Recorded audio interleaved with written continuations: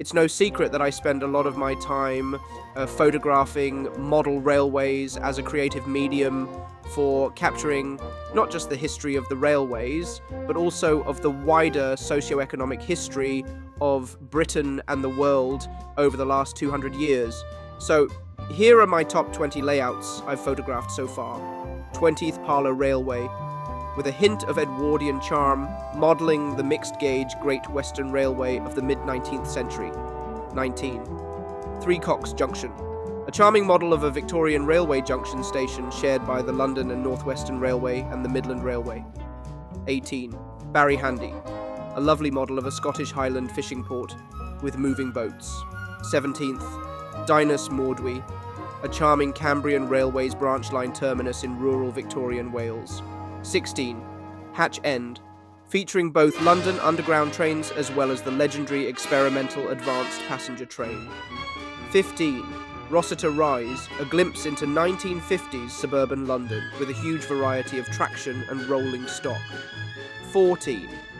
Grantham, all the glamour of rail travel in the 1930s, but the traction engine and views of the townscape form a lovely backdrop. 13. York, the mesmerising sight of tiny express trains crawling into the magnificent train shed. 12th. London Tramlink, a special piece of modern rail transit history with a hint of classic London transport. 11th. Barnwood, a railway station and freight depot in a 1980s industrial port. 10th box, fitting that a model of the place that inspired Thomas the Tank Engine should exude the same charm. 9. Dagnell End, a living snapshot of South London's transport scene in the 1960s. 8. All the Fun of the Fair, a quirky and unique take on the hobby, combining trains and fairground rides. 7. Bovington Junction, with vehicles driving around the town and even a Spitfire taking off. 6.